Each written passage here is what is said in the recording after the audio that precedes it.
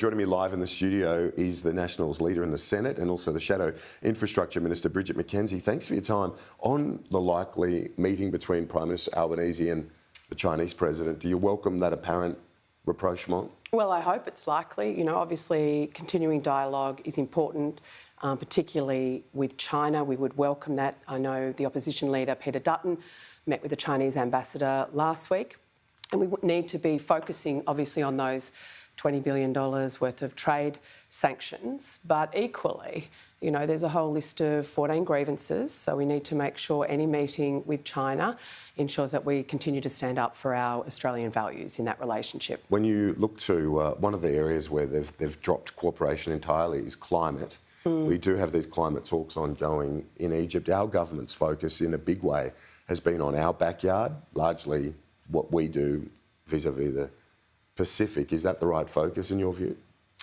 Oh, well, obviously the Labor Party's headed off to COP27 in Egypt. One of our greatest concerns is the signing up to the methane pledge. We know that's going to have a significant impact over time on agriculture. You just need to look across the ditch to New Zealand, where estimates are they're going to reduce farming by 20%, so that's sheep and dairy production.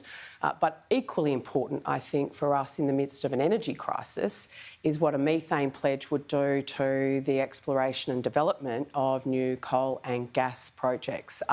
So that's, I think, where we need to be focused rather than thinking it's all about agriculture. So you think it's almost like a Trojan horse in a way? Yeah, absolutely. For those other projects?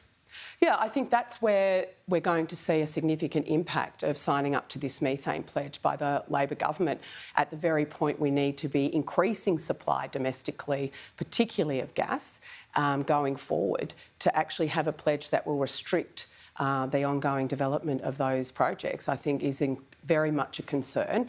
It's not just my side of politics. The AWU is similarly concerned about the lack of exploration and development of gas projects for our manufacturing sector. Fiona Simpson at the Farmers Federation, she said signing the pledge signals Australia's voluntary commitment to participate in global action on methane emissions. She says for ag, it will reinforce our commitment to sustainability and ongoing access to key markets.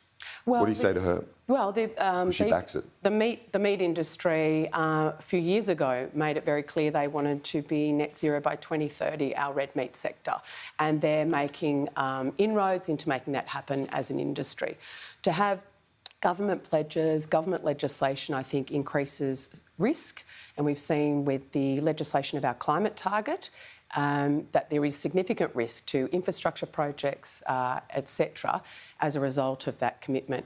And I found it telling in the budget just handed down that while simultaneously increasing our ambition as a country, the Labor government removed specific measures in the budget to the tune of billions and billions of dollars to really assist those communities and industries that are going to feel the impact of that increased ambition to seize the challenges and overcome to seize the opportunities, and to overcome the challenges that a move to net zero will bring. On industrial relations, it's a big area for you as Shadow Infrastructure Minister. The government wants to get this bill through the Senate by Christmas.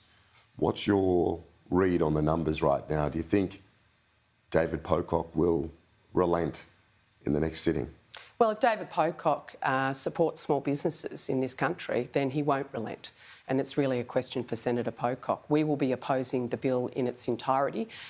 This is a radical change to our industrial relations law, the most extreme we've seen in decades.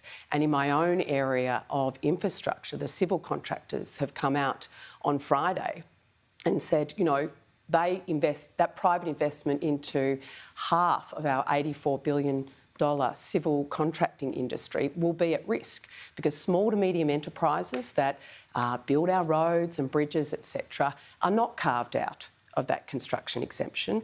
It's a very ill thought out bill. The building construction is civil construction. Yeah, so they're two different commercial. Would you like to see a carve out at the very least for for that part of the sector? Well, I think we're going to see small to medium enterprises in the civil construction sector go broke as a result of targeted attacks by the AWU and the CFMEU if this bill gets up. I mean, this is so ill thought out. The government itself has put up 150 amendments to its own legislation.